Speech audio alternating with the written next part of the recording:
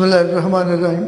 Assalamu alaikum, my dear students. I hope that all of you will be well and fine, and you have learned these last 6 lectures of SSP, Solid State Physics. Today we will advance towards the 7th lecture, and that is to study the electrical conductivity and resistivity of metals. Conductivity क्या होता है? Ability to conduct, ability to allow current to pass or anything. जिस तरह शीशे के लिए हम कहेंगे for glass light conductivity के the ability to pass light, किसी के लिए हम कहेंगे heat conductivity ability to pass heat. तो it is the quality to judge that how much current can pass through 1 meter cube of a material, just like metals. What is the resistivity? Resistivity is the resistance per meter cube of any substance. ये पहले हम इनको define करते हैं कि what is the resistivity. तो जो resistivity है, रेजिस्ट से के टू रोकना किसी चीज़ को, अपोजिट है ये क्वालिटी टू कंडक्टिविटी.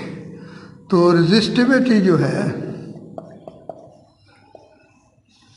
इसके लिए हम कहेंगे कि it is the ability to resist, it is the ability of a material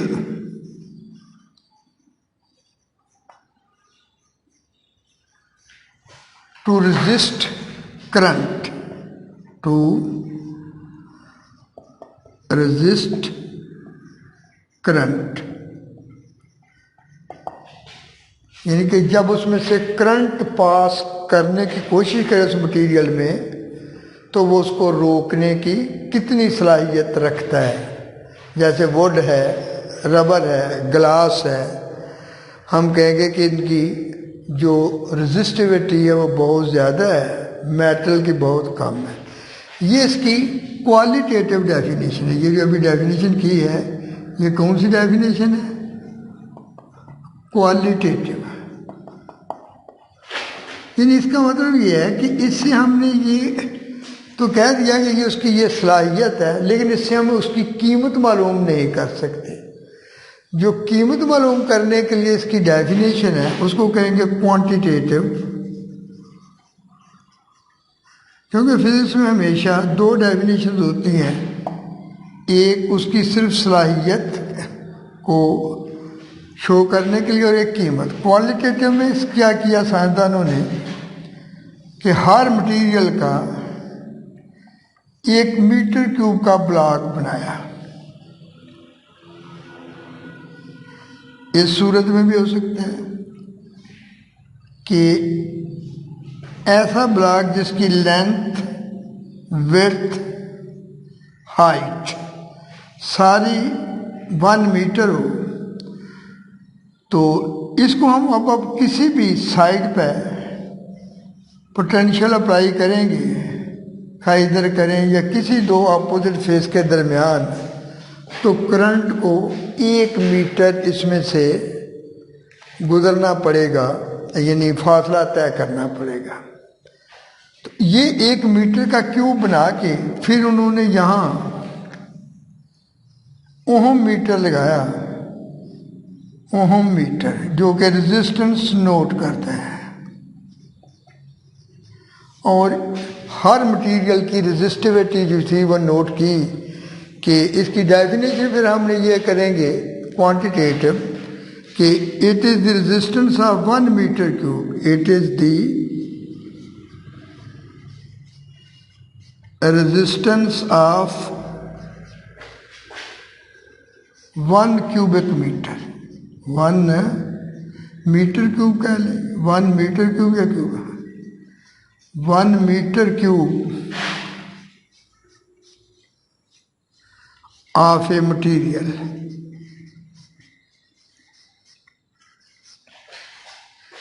कि ये किसी भी चीज़ के 1 मीटर क्यूब का वो उन्होंने बनाया, सिल्वर का, कॉपर का, गोल्ड का, तो ये फिर उन्होंने नोट किया कि सबसे कम रेजिस्टिविटी जो है वो होती है सिल्वर की, उसके बाद नंबर आता है कॉपर का, फिर उसके बाद नंबर आता है गोल्ड का, फिर उसके बाद aluminium.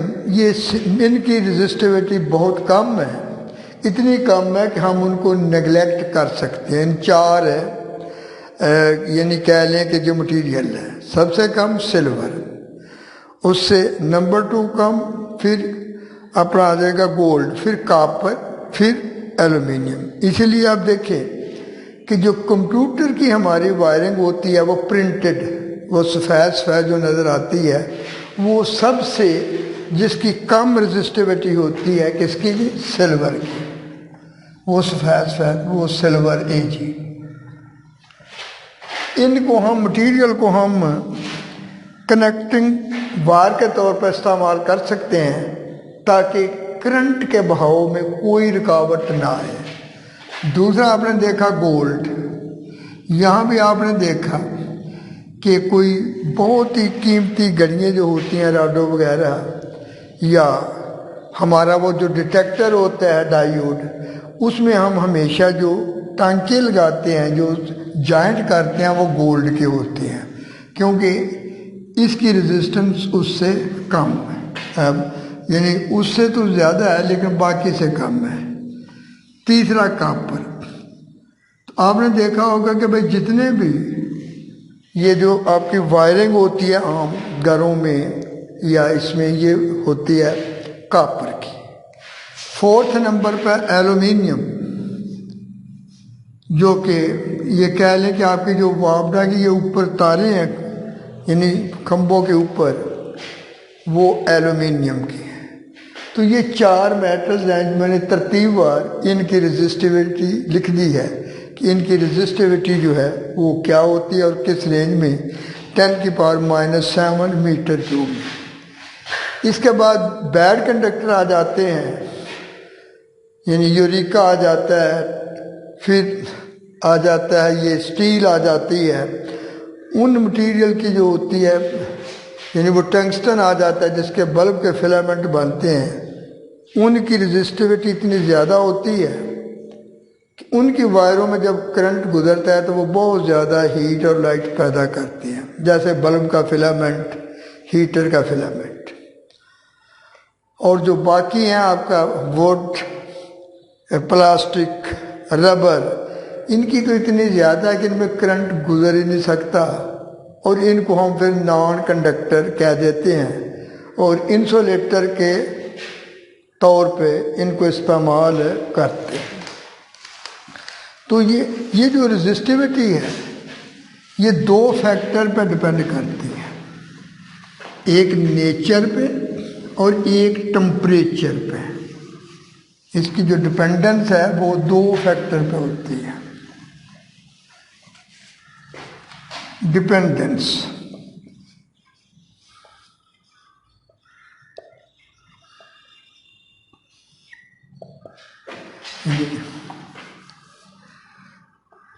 Resistivity depends upon 2 factor. Resistance की बात नहीं मैं कर रहा, वो वायर की प्रॉपर्टी होती है, वो वायर के एरिया लेंथ पे भी डिपेंड करती है। लेकिन जो रेजिस्टिविटी होती है इसमें ज्योमेट्री फिक्स होती है 1 मीटर क्यूब।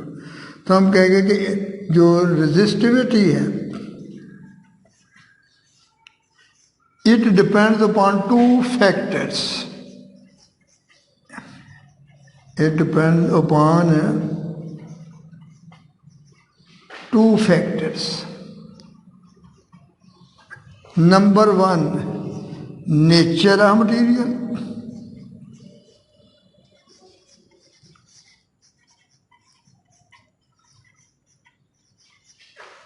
Number 2,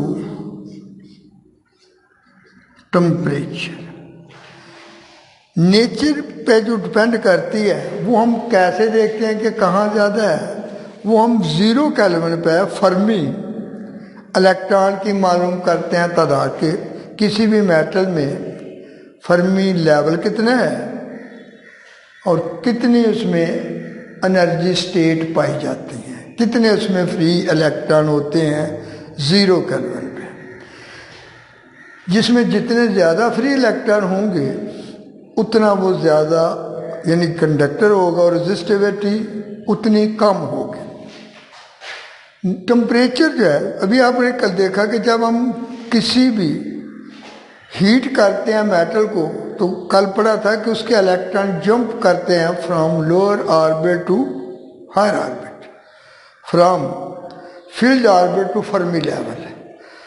तो जब फर्मी लेवल में फिर उनकी तादाद बढ़ती जाएगी तो उसकी कंडक्शन में भी फर्क पड़ता जाएगा। इस तरीके से हम ये कहेंगे कि ये रेजिस्टिविटी जो है वो 2 फैक्टर पर डिपेंड करती है। सारी ये हमने कैलकुलेशन वो फ्री इलेक्ट्रॉन गैस मॉडल और फर्मी इलेक्ट्रॉन की स्टेट पे करनी है। तो जो कंडक्टिविटी है वो ज़ाहिर है इसके अपोजिट है, उसको हम यूँ कहेंगे कि इट इज़ दी यानी क्वालिटेटिव डेफिनेशन होगी कंडक्टिविटी की, कंडक्टिविटी। तो इसकी जो क्वालिटेटिव डेफिनेशन होगी वो होगी एबिलिटी ऑफ ए मटीरियल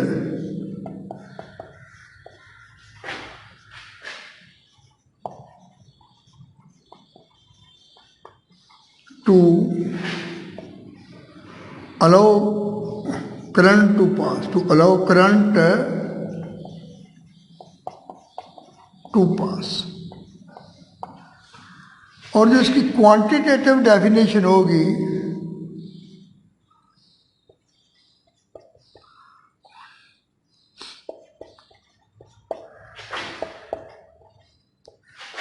तो वो बेटा होगी कि it is the reciprocal of resistivity, it is the reciprocal of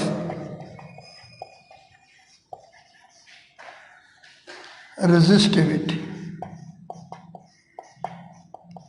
इसका मतलब है कि उसी तरह हम 1 मीटर क्यूब ब्लॉक बनाएंगे, उसकी रेजिस्टिविटी मालूम करेंगे, तो उसका रेसिप्रोकल लेके हम उसकी कीमत मालूम कर लेंगे कंडक्टिविटी की, जिसका सिंबल सिग्मा है। Sigma is equal to 1/ρ।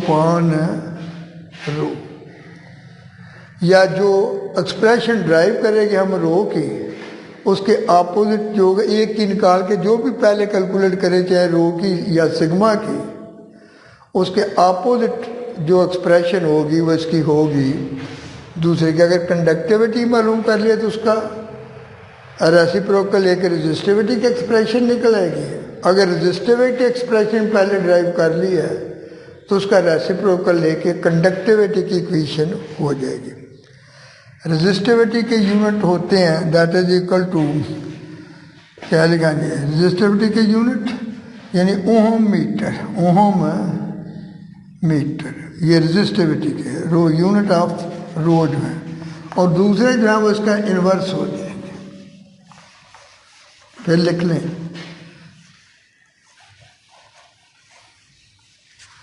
तो unit of resistivity that is यानी ओहम मीटर, और unit of conductivity that is ohm inverse metre inverse. ये आपने सेकंड ईयर पे कैलकुलेट किए थे कि आर जो था that is equal to rho L over A, तो जो रेजिस्टिविटी थी वो R A over L. R के यूनिट आ गए ओहम, एरिया के मीटर स्क्वायर, लेंथ का मीटर, और ये रह गया था ओहम इनटू मीटर। तो ये रेजिस्टिविटी के यूनिट है, तो इसके रेसिप्रोकल लेके कंडक्टिविटी के यूनिट आप सॉल्व कर सकते हैं। अब हम इनकी एक्सप्रेशन की तरफ आते हैं कि इनकी किस तरह हम फ्री इलेक्ट्रॉन गैस मॉडल से हम इसकी जो डेरिवेशन है वो कर सकते हैं। तो उसमें बेटा जी आपने देखा कि the moment in derivation from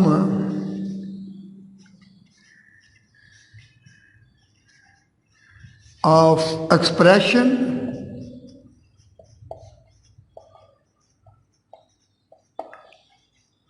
from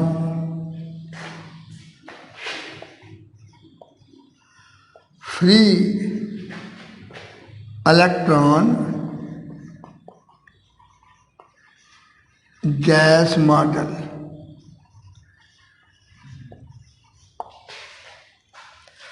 उसमें आपने देखा था बेटा कि जो मोमेंटम ऑफ फ्री इलेक्ट्रॉन है, momentum of free electron in terms of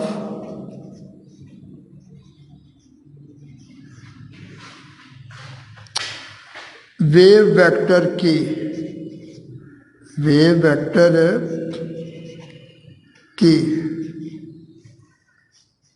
तो वो बेटे जी आपने निकाला था P is equal to H cut k जो है वो वेव नंबर है। अब हम ये देखते हैं कि अगर एक इलेक्ट्रॉन मूव कर रहा है किसी बैटरी की मदद से, कि फर्ज करें कि भाई ये एक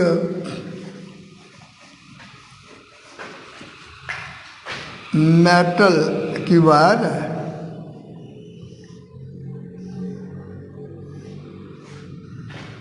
उसको आपने एक बैटरी लगाई है,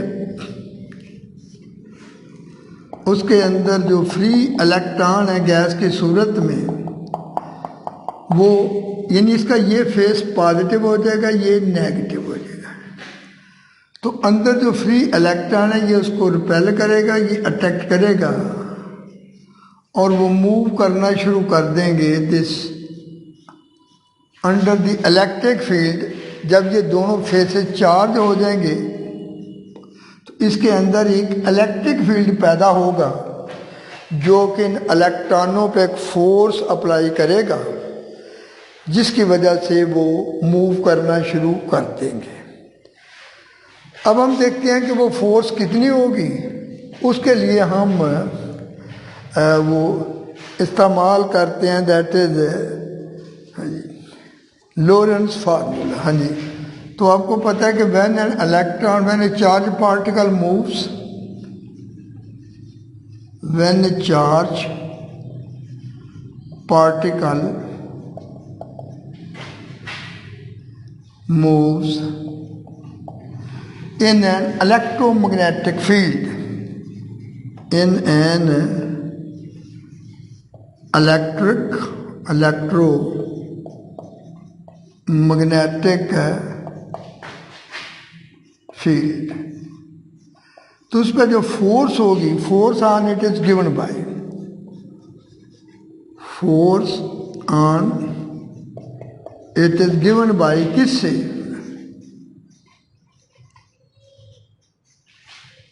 वो आ जाएगी बाय लोरेंस फार्मूला।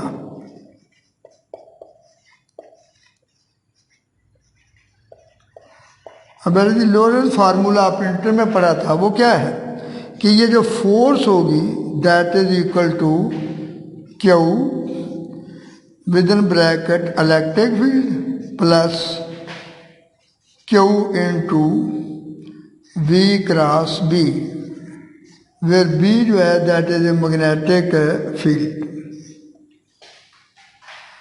अब चूंकि इस केस में मैग्नेटिक फील्ड तो अंदर नहीं है, वो तो जनरेटर में है, यहाँ हम सिर्फ इलेक्ट्रिक फील्ड देंगे, तो इन दिस सिचुएशन क्या हो जाएगा, तो इस सिचुएशन में B को 0 रख लो और Q जो है वो इलेक्ट्रॉन का चार्ज माइनस ई रख लो। तो वो जो फोर्स की इक्वेशन आ जाएगी वो क्या होगी, वो जो फोर्स की इक्वेशन आ जाएगी फिर यूं मॉडिफाई हो जाएगी कि F is equal to minus E into E. ये जो स्मॉल ई है ये इलेक्ट्रॉन का चार्ज है और जो कैपिटल ई है वो समझ लो उसका मतलब कह लें कि इलेक्ट्रिक फील्ड। तो ये जो इलेक्ट्रिक फील्ड है इक्वेशन नंबर 2, अब हमें पता, हम इसको उसके साथ लिंक करते हैं कि इन इलेक्ट्रॉनों के मोमेंटम के साथ कि इससे उनका कितना मोमेंटम जो होगा वो हासिल होगा। तो हमें पता है कि as relation between force and momentum, यानी relation between force and momentum F and P. तो जो फोर्स होती है that is equal to rate of change of momentum, linear momentum, यानी force is equal to time rate of change of linear momentum. तो बेटा ये देखो फिर हम यूं कहेंगे कि F is equal to D p divided by d t. अब हम P की कीमत लिखेंगे वो जो in terms of wave number है, यानी कि एज हमें पता है कि वो जो P की कीमत थी that is equal to h cut k, वो हम यहाँ रखेंगे। तो जो F की कीमत होगी वो बेटा ये क्या आ जाएगी, वो आ जाएगी D upon D T H cut के। अब इसमें H जो है वो तो कांस्टेंट है, वो बाहर आ जाएगी और ये रह जाएगा D K upon D T. और अब फोर्स की कीमत भी पुट कर दो, यानी इन दोनों को कंपेयर कर लो 2 और 3 को, F की जगह ये कीमत आ जाएगी। तो हमारी इक्वेशन यूं बन जाएगी कि D K over D T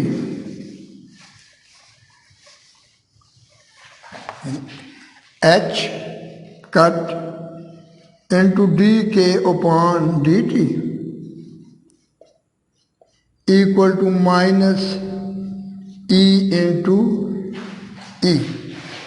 तो ये हमारी इक्वेशन बन जाएगी कि किस तरीके से हमने इसको जो है वो सॉल्व किया।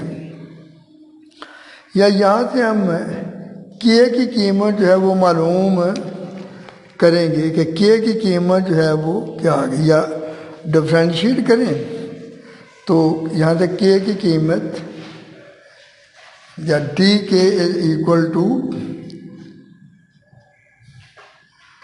Minus e E over h cut into d t. अब बेटा फर्ज करें कि जब हमने ये फील्ड अप्लाई किया था ज़रा उससे पहले जो उस टाइम को हम रख लेते हैं 0, और जो फर्ज करें जिस तक हम कैलकुलेट करते हैं after some time t, after some time t, तो उसमें ये जो k की कीमत होगी जब इलेक्ट्रॉन मूव करेगा तो ज़ाहिर उसके साथ वेव भी उसकी वेव नंबर मूव करेगा। तो वो स्टार्टिंग में फर्ज करें कि ये जिस इलेक्ट्रॉन को भी कंसिडर करते हैं वो ओरिजिन पे था और कुछ देर के बाद वो आगे बढ़ चुका है। तो फिर हम इसको इंटीग्रेट कर लेंगे फ्रॉम 0 टू के और इसको कर लेंगे from 0 to t, integrating both side.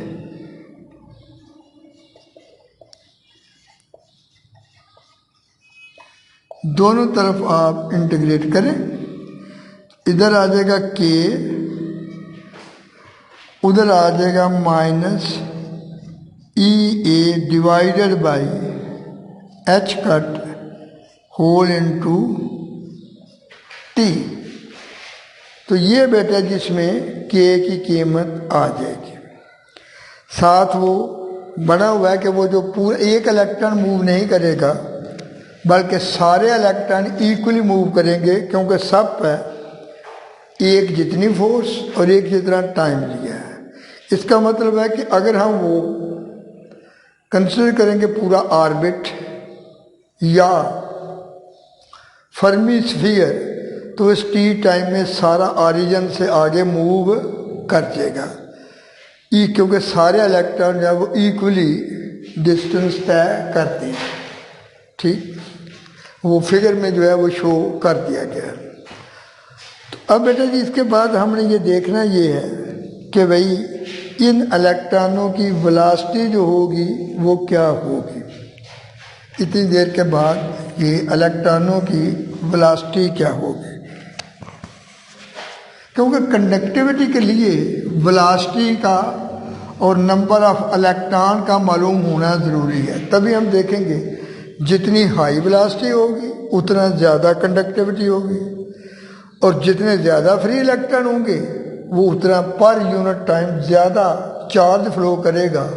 और करंट की कीमत जो है वो डिपेंड करती है फिर किस किस पे, यानी एक तो वो फ्री इलेक्ट्रॉनों की तादाद n पे, एक उनकी वेलोसिटी v पे, एक उन पे अमल करने वाली फोर्स F, और एक इलेक्ट्रॉनों का मास जिस पे वो फोर्स अप्लाई होगी।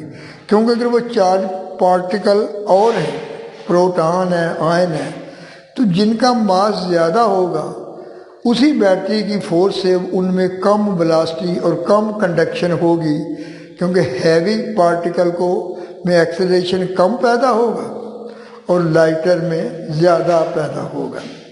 तो बेटा जी इसकी जो आपने पीछे वेलोसिटी कैलकुलेट की थी, वेलोसिटी ऑफ फर्मी या free velocity of electrons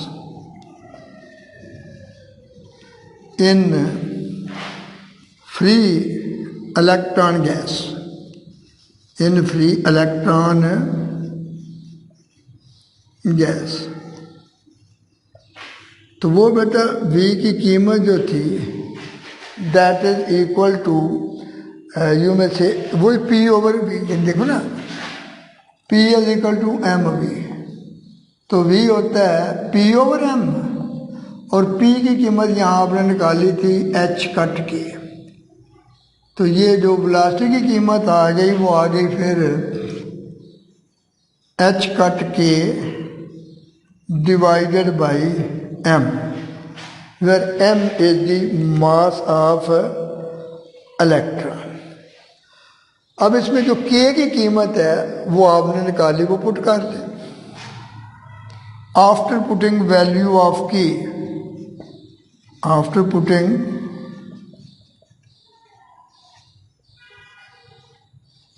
value of k, की कीमत अभी जो आपने मालूम की है वो ये that is minus E capital E over h cut into T, वो हम यहाँ रख लेंगे। तो वो फिर आ जाएगा v इज इक्वल टू ये H cut over m into जो k की कीमत है that is minus e E divided by m divided by h cut sorry into t. तो एच कट जो है वो एच कट से कैंसल हो जाएगा और जिसकी कीमत निकल आएगी that is minus e E over m into T. ये वेलोसिटी की कीमत जो है वो हमें हासिल हो गई। तो जब हमने वेलोसिटी की कीमत भी निकाल ली और नंबर ऑफ फ्री इलेक्ट्रॉन भी हमें मालूम हो गए, तो हमें पता है कि वो जो कंडक्टिविटी है इट इज रिलेटेड टू, यानी जो करंट डेंसिटी है। No current density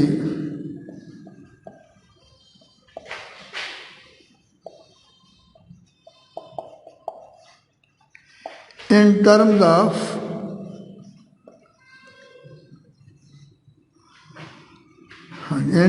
of electron density and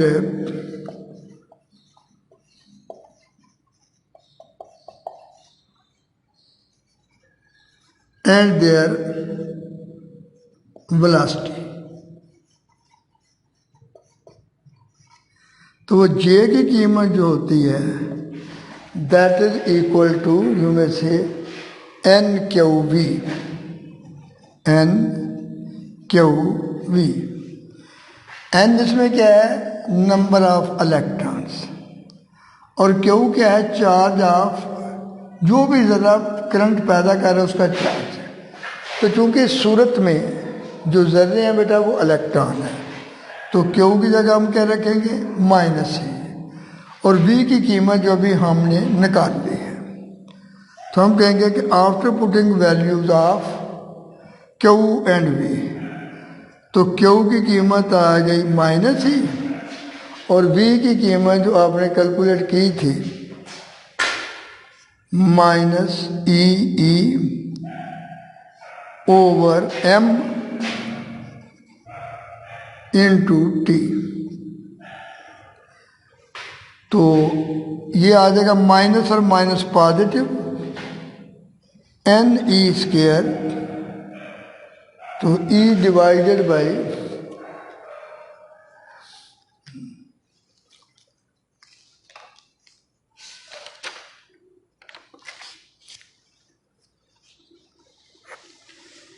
बिल्कुल e t divided by m. तो ये बेटा जी आपकी इक्वेशन आ जाएगी कंडक्टिविटी की या जे की। अगर आपने उसकी कंडक्टिविटी की इक्वेशन निकालनी है, ये करंट डेंसिटी है, जे जो है वो करंट डेंसिटी है, लेकिन हमें पता है कि करंट डेंसिटी जो है, जो कंडक्टिविटी है, उसमें और उसमें जो रिलेशन होता है इलेक्ट्रिक फील्ड में, that is E is equal to sigma E, where this is this that is equal to, यानी J is equal to sigma E, where this is the conductivity. अब हमने कंडक्टिविटी की जब कीमत निकालनी है सिग्मा, तो आ जाएगा जे ओपॉन ई। ऊपर आप जे की कीमत लिख देंगे ये वाली, तो वो फिर जो आ जाएगा आपका जे की कीमत आ गई n e square E into t divided by कह लें कि हाँ जी एम, और डिवाइडेड बाई ई।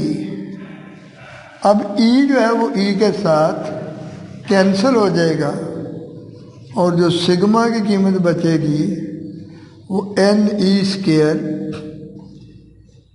यानी that is equal to t into T.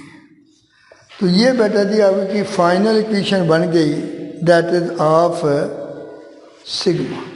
इसमें टाइम जो होगा वो हम क्या लेंगे, टाइम लेंगे बिटवीन टू कोलिजन्स, कि एक इलेक्ट्रॉन से दूसरे इलेक्ट्रॉन तक जाने के लिए, उससे कोलाइड करने के लिए जो टाइम है उसको हम फिर कैपिटल टी से ज़ाहिर कर सकते हैं। अब जब ये कंडक्टिविटी निकल आएगी तो रेजिस्टिविटी आप इसके अपोजिट कर लेंगे, यानी जो रेजिस्टिविटी है, रेजिस्टिविटी वो आपको पता है कि रेसिप्रोकल ऑफ कंडक्टिविटी, यानी कि ये रेजिस्टिविटी है, ये कंडक्टिविटी है। तो फिर आप उसकी कीमत आप जो है वो पहले उसका बिल्कुल रेसिप्रोकल ले लेंगे, तो रो की कीमत जो है वो इस तरह आ जाएगी, एम ऊपर आ जाएगा और divided by n e square into यू में से m t, m e square into t. तो ये बेटा जिसकी कीमत आ गई रेजिस्टिविटी की। तो ये था आज का लेक्चर। फिर दोबारा मैं रिपीट करता हूँ कि किसी मटेरियल की जो रेजिस्टिविटी है उसकी क्वालिटेटिव डेफिनेशन तो ये है ability to resist current. Quantitative है कि it is the measure of the resistance per metre cube. उसकी कीमत जो होगी वो ओम मीटर से हम मालूम करते हैं कि ऐसा ब्लॉक बना के जिसकी लेंथ विड्थ हाइट तीनों जो है वो 1 मीटर क्यूब। तो यह हम इसकी एक ऐसी वायर भी बना सकते हैं जिसका area of cross section 1 metre square हो और उसका जो है लेंथ वो 1 मीटर हो। तो जो कंडक्टिविटी है वो it is the opposite of यानी इसकी रेजिस्टिविटी के। यूनिट रेजिस्टिविटी के होते हैं ओम इंटू मीटर, कंडक्टिविटी के ओम इनवर्स मीटर इनवर्स। तो ये जो रेजिस्टिविटी है 2 फैक्टर पर डिपेंड करती है। इस तरह वही कंडक्टिविटी भी फिर 2 पे डिपेंड करेगी। कौन कौन से? एक नेचर है मटीरियल जिसमें उससे फ्री इलेक्ट्रॉन जो है वो कंट्रीब्यूट करते हैं, और एक टेम्परेचर है, क्योंकि टेम्परेचर से आपने देखा था वो फर्मी डायरेक्ट डिस्ट्रीब्यूशन में कि फ्री इलेक्ट्रॉनों की तादाद चेंज होती रहती है। तो उसके बाद बेटा जी हमने एक मटेरियल लिया किसी वायर का, उसकी एक वायर बनाई, उसमें करंट के द्वारा बैटरी लगाई और ये देखा कि उसके अंदर एक इलेक्ट्रिक फील्ड है जिसकी मदद से इलेक्ट्रॉन मूव कर रहे हैं। फिर हमने लोरेंट्ज फार्मूला लगाया कि कोई भी चार्ज पार्टिकल जब इलेक्ट्रोमैग्नेटिक फील्ड में मूव करता है तो जो लोरेंट्ज फोर्स है वो 2 पार्ट पे, एक इलेक्ट्रिक और एक मैग्नेटिक।